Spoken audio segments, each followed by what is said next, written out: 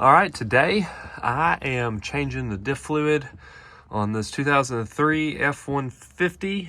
This is a single cab short bed, but it's got the 5.4 in it, 4 R70W automatic, and a 9.75 rear diff with 355 limited slip gears.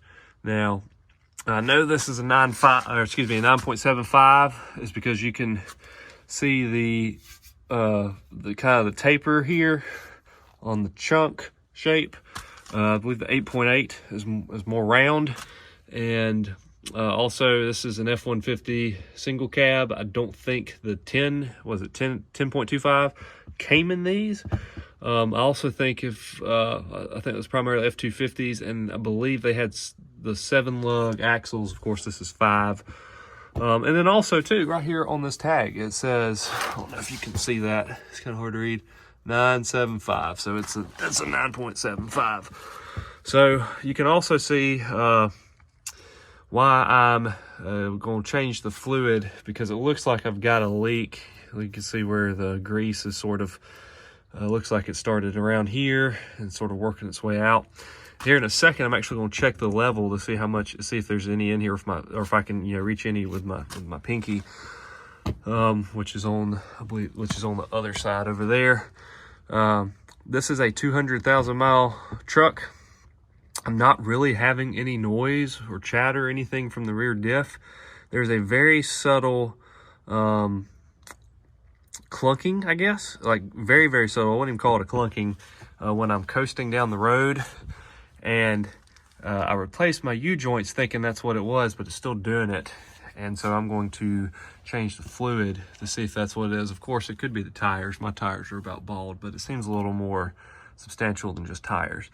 And then I know, like, some people will say, or you've heard that, like, if you've gone a long time without changing the fluid in one of these, that it's probably best to not do so. Especially one with like a limited slip, because of the clutch packs and everything. They get worn, they get accustomed to the fluid that's in there.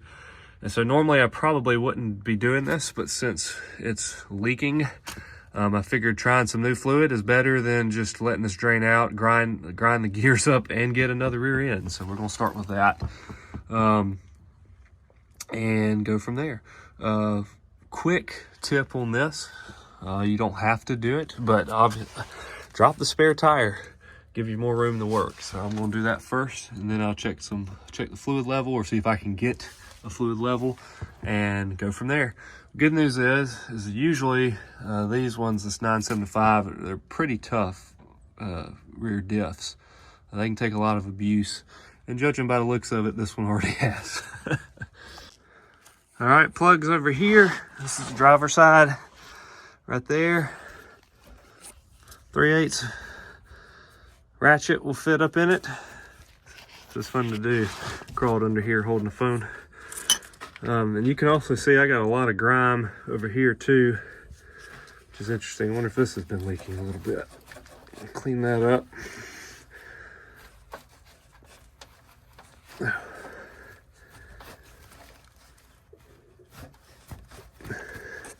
And I'm gonna take that out. All right, so I got this little area cleaned up. There was a lot of grime on top of this. Took some brake clean, sprayed it down, kind of wiped it. You can see some residue up there. It also helps for you to get a good grip on this. Get you a screwdriver in there and scoop out any gunk that may have been in there. There was a good bit. My ratchet wasn't really fitting in there, so we got in there, scraped a bunch of that out, and now I can get to it. And so I've already loosened this. I didn't have to bang on it or anything like that. I just had to put a little bit of pressure, and so it's already loose. I should be able to just unscrew it with my hand. So I'm gonna take this out, and of course not lose it. And I'll clean it up too. I'll get some mineral spirits or something, clean this thing up. And when we go to put it back in for that's magnetized, we'll want to clean that off. But I mean, for the mileage that's on this truck, that's not that bad. So that's that. Also want to make sure you park this thing on a level ground or jack it up, make it level when you're doing something like this. All right, we'll move on to getting these bolts off back here. All right, so what's interesting, you would expect this stuff to be all metric since most of the Ford stuff is now. These are actually 1/2 inch, and they're not metric. 1/2 inch fits tighter than, well, I guess what would be a 13 millimeter. Up here on this one, there's a little clip that holds the brake line. The brake line kind of comes over the edges. I very carefully and gently bent this up and kind of back so we can get to this without any issues. And then I'm going to carefully bend it back and put it back in that clip when we're done. When you're taking these off, it doesn't really matter coming off, I guess, but when you put them back on, you're going to do it like cross bolt pattern. And don't forget to take your tags off and to put them back on. This tag, if you've got it, will actually tell you what kind of weight goes in here. And then this one gives you like the rear end data. So you can see a 355 gear, 975. I'll be honest with you, I don't know what this other stuff is, but I do know what that is. And then you always want to leave a bolt in up top, one or two, so this whole plate doesn't fall off. And then we'll get under here and pry this thing open and let all the oil come out. It's gonna come out real quickly. All right.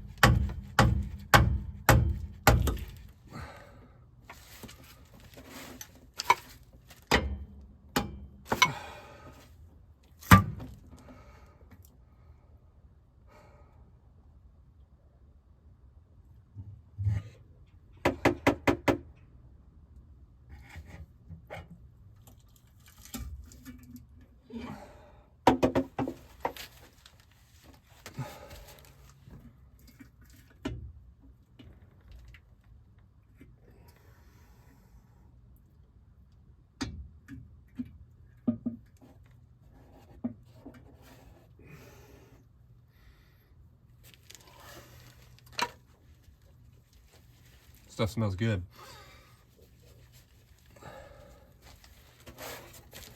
Ooh. All right.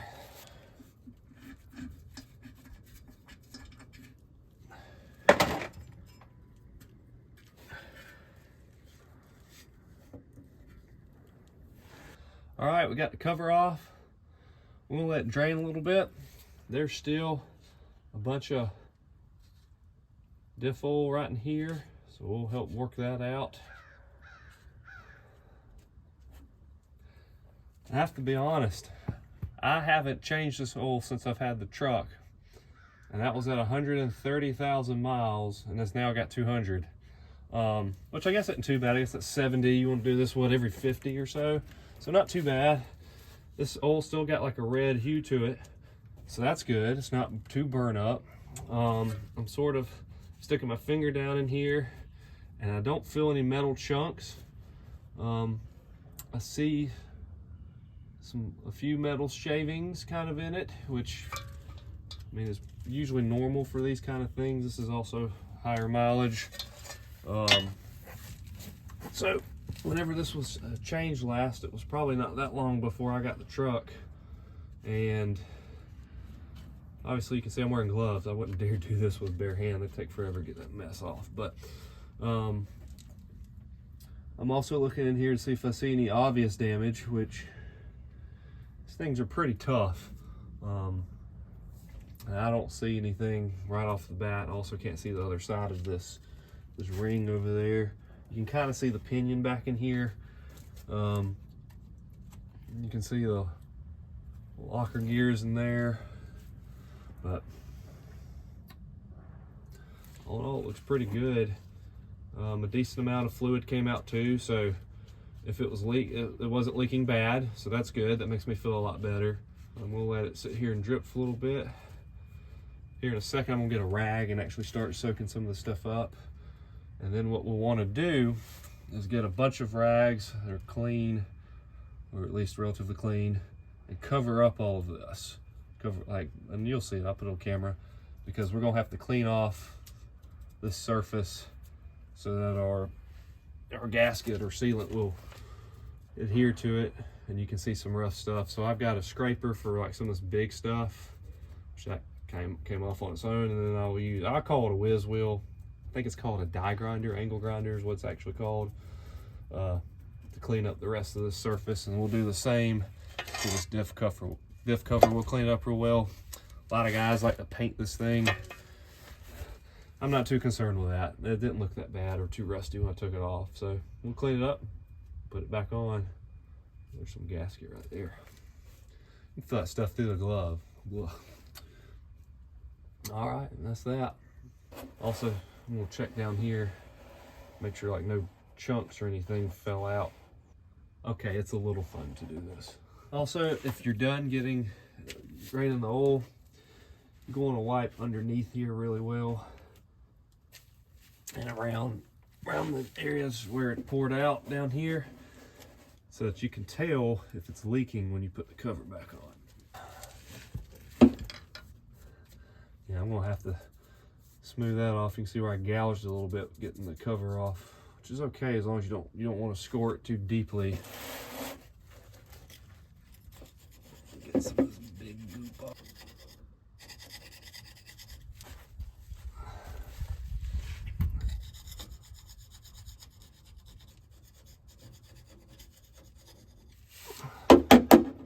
All right, I've started work on cleaning the cover. Took some brake clean, just wiped that out. Looks good, nice and shiny. On this is just for me using a scraper. I got all those big chunks off, and now, let me grab it. I'm gonna use my whiz wheel to clean up the edges here. And obviously I didn't show you the boring stuff because, well, that's boring. And then I'm gonna take this side too and clean up around these edges just to make it look good. I might try to knock some of this off, but like I said, I don't really want to paint it, so I might not do that. You can see how some moisture got in behind that tag right there. So that's that. When you're doing this, make sure you get any gasket material that's in these rings, because it will get in there. You can see a little bit left over there. Make sure you scrape that out and get that out good too. And that's it. And then after that, I'll jump under here. I don't remember if this was on camera or not. I mean, I'm editing this, so why does it matter? But I went ahead and stuffed the chunk, or the pumpkin, as some people like to say, with some rags, because I'm gonna go around that with the whiz wheel as well to clean up those edges. And then we'll put the cover back on, let the gasket sealer cure, and then fill this thing back up. All right, we got the diff plate prep. Look at that, look how shiny that is. That's always the fun thing with using one of those. You get to make things shiny, at least for a little bit.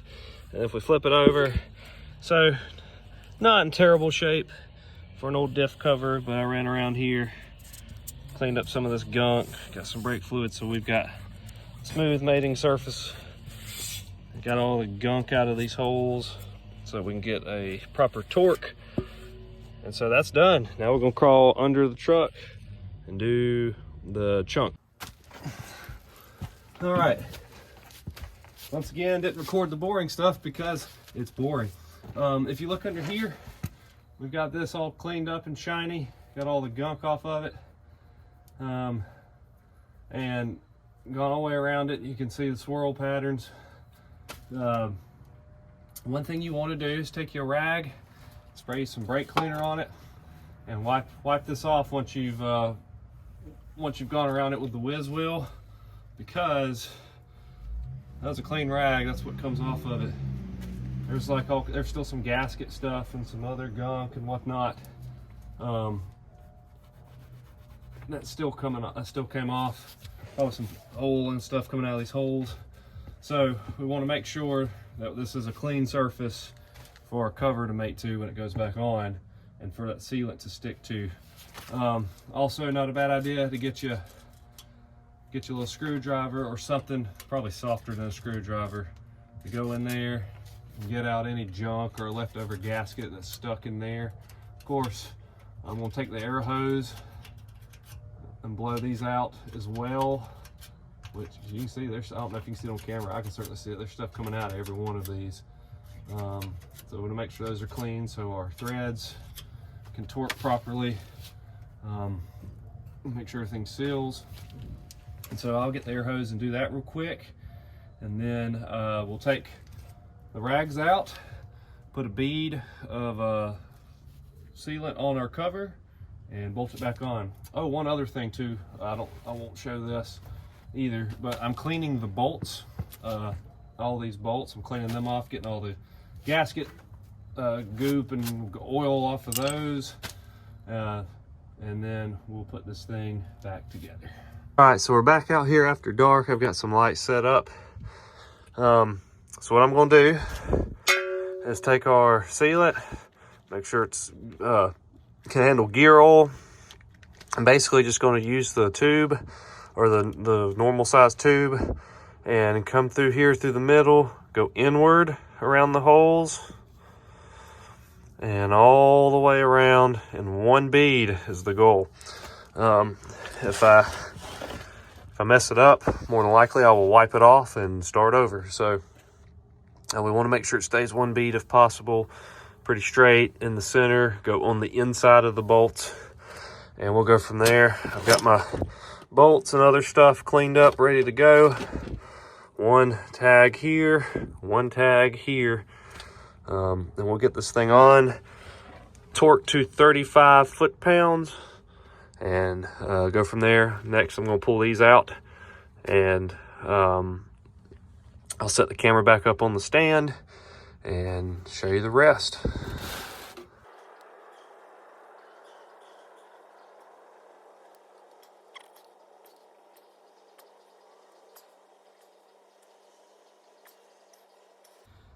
Oh man, that last section was terrible.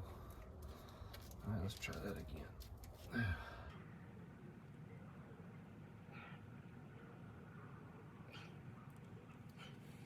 All right, not my best work. I got a little shaky over here on the end. We're gonna go with it. Oh. So now what I want to do is move this, and actually I forgot to take my towels out.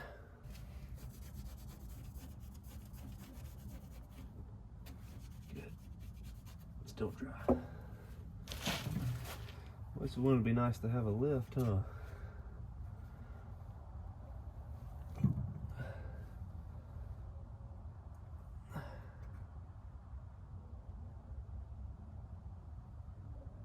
Don't want to slide it, just want to stick it straight on, like that.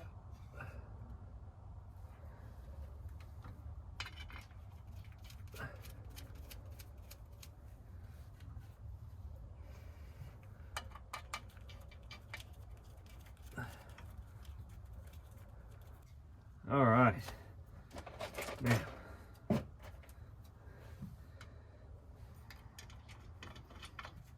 right, don't forget our tags. I'm just doing all these finger tight.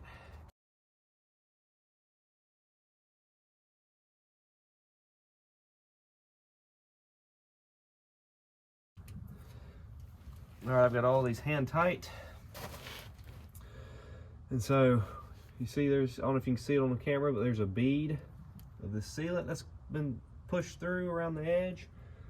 That's perfect. That's what you want to happen. You don't want a whole bunch to come out, but you definitely want some to come out like that and make a thin bead. In theory, the same thing should have happened on the inside. I've gone around and hand tightened these, not like over cranking them. Now we're going to torque them to 35 foot-pounds cross bolt pattern.